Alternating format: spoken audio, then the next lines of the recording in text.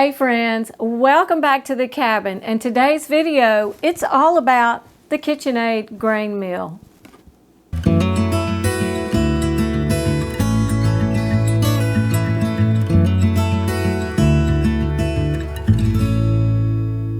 So recently, I was in the market for a grain mill. I was on a mission to try to find the best grain mill for the most economical price, but I still wanted to find a quality grain mill. And so this is what led me to the KitchenAid. Now, I'm not sponsored by them. This is a purchase that I made on my own after I did quite a bit of research and read the reviews. I paid $99 for this. And it is the attachment that goes to your KitchenAid stand mixer, and it's not a standalone grain mill. You do have to have the KitchenAid mixer to hook it to, but it says that it fits all of the home use KitchenAid stand mixers, which would leave out the commercial, of course. But now my mixer is actually 16 years old, so we're going to try it out on that one and go from there. So I'm hoping that we're going to find out a lot about this KitchenAid, and I feel really confident about it, but let's put it through the paces and see what we end up with. So first of all, we're going to unbox it.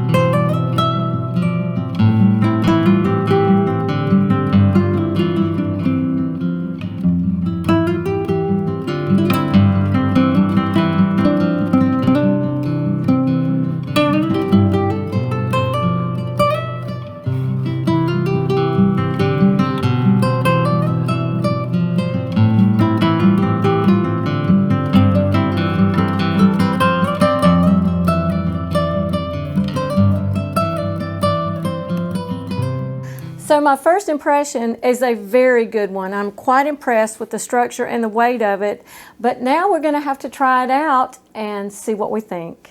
So what we're going to do is we're going to go through the manual real quick, and I'm going to point out just a few things in here that I discovered that I thought was very important. It talks about the warranty, and it has a pretty good warranty on it. It's a 1 full year from the date of purchase, so it seems pretty hassle-free. As a matter of fact, that's what they call it, hassle-free replacement warranty. Okay, and then we come over to the next page, and it lists the parts, and it also has the schematic, the picture of it, and so you need to make yourself familiar, look over that so you'll know the parts that you'll be dealing with. Of course, it comes assembled, that's good, but it also has 2 notes over here to the side, and on those notes, the first one is do not immerse in water or other liquid. And it says especially not to put it in the dishwasher.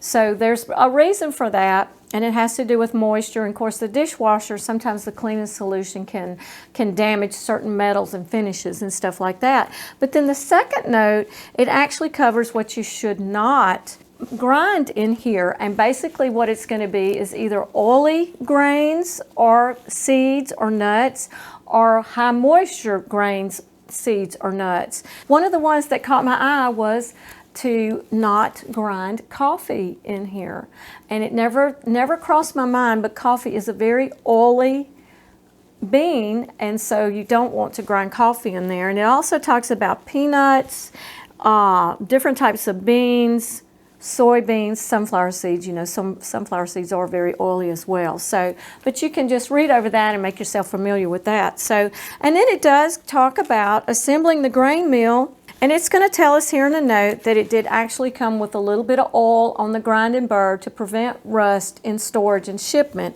And so, and it instructs us to clean that off before we do our first grinding. And I'll be sure to do that before we put it on the KitchenAid mixer. And then it walks through the steps to assemble it. And then on the next page, it's going to show us how to attach it to our KitchenAid mixer. So I'm looking forward to that. Now it talks about tips on milling grain. So let's look over those for just a bit and talk about that. Okay, so the first thing that they say is that flour ground with a grain mill will have a coarser texture than commercially ground flour. Next it says It's not necessary to press grain into the grain mill hopper, so it's just going to feed, gravity feed down into the mill itself. And then it gives us some yields. This was very interesting to me. 1 cup of grain, depending on which grain that we're using, yields between 1 1/4 and 1 1/2 cups of flour. 1 cup of oats yields 7/8 of a cup of flour. And then it tells us if you grind more flour than your recipe requires, this is very important, you want to store it in the refrigerator or the freezer to avoid rancidity. Then it says do not grind coffee beans in your grain mill. Their high oil content can damage the grinding mechanism.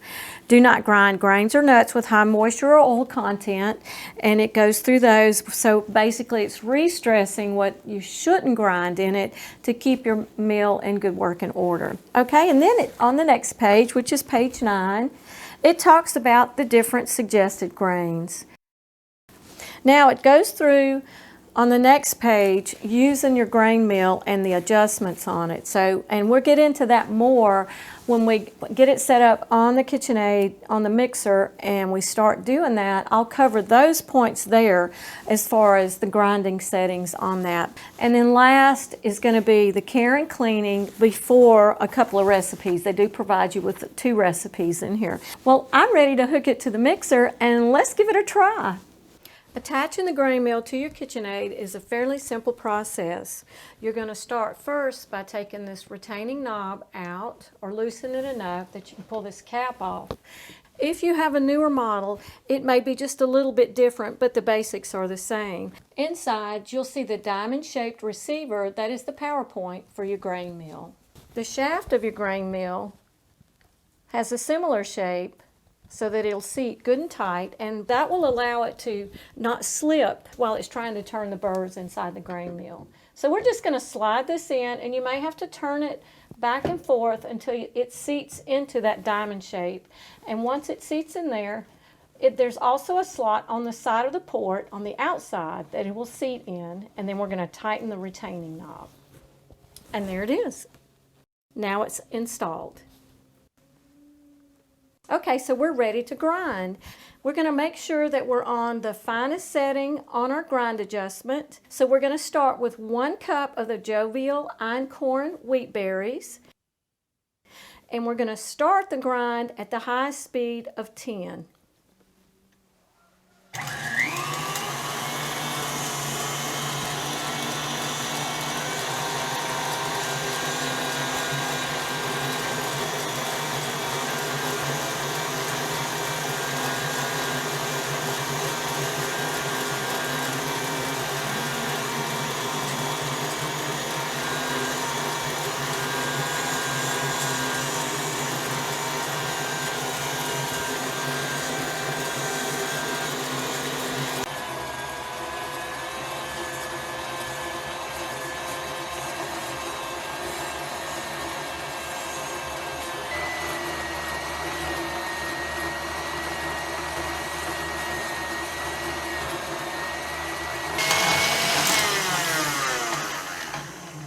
Okay, that's all of the 1 cup of wheat berries. So they ground up really, really nice. Look at that. Now I did end up playing around with the grinding settings on there, and I backed it off 1 from the finest grind, and I really settled there. I like that right there. That's the majority, is 1 notch to the left of the finest grind. So now we're going to measure this up, and we're going to see how much 1 cup of the wheat berries actually yields.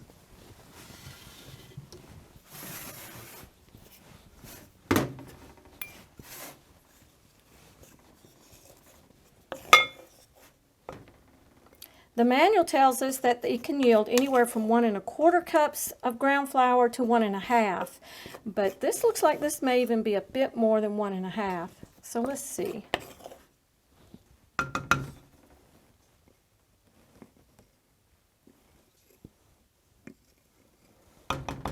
Okay, there's 1 cup. I think I'm going to have to set this down here. Be a little bit easier to do it this way.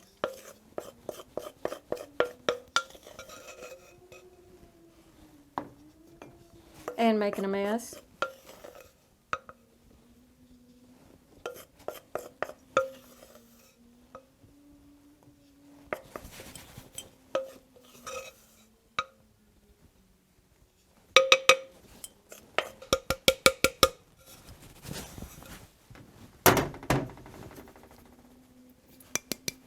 So that's going to look, that's closer to 3/4 of a cup. Looks like actually really close to 3/4 of a cup. So I'm going to say that 1 cup of the einkorn actually yielded 1 3/4 cups of beautiful ground flour. So now what I'm going to do with this flour is I'm actually going to take this bowl here and I'm going to cover it with a cellophane, and I'm going to put it in the refrigerator until I get ready to use it. And the reason that I'm going to do that is because I'm not going to bake with it today, and fresh ground flour will go rancid very, very quickly. So I'm probably thinking I'm going to make biscuits with this, and I'm going to bring you along when I decide to do that. So I'm very, very pleased with the KitchenAid. I think it was a very worthwhile investment, and I would recommend it if you are looking to get started in grinding your own grains, and like so many of us today are on a budget, then I think that would be a good place to start, especially if you've already got the KitchenAid mixer. Now mine is old, my KitchenAid, my mixer is old, and I know it's a little bit tired, so I know that had a little factor in the speed of it. I could hear it lugging a little bit, but it's still a workhorse, and she plugged through, and we got those almost 2 cups, a little over 1 3/4 cups, give or take, of our fine flour. So, and I'll give this a resounding 5-star A+ rating. I'm very pleased with it. And if you have one and you have some thoughts on that, I would love for you to comment below. If you have some thoughts on some of the other grain mills, please be sure to comment below and let me know what you think compared to this one.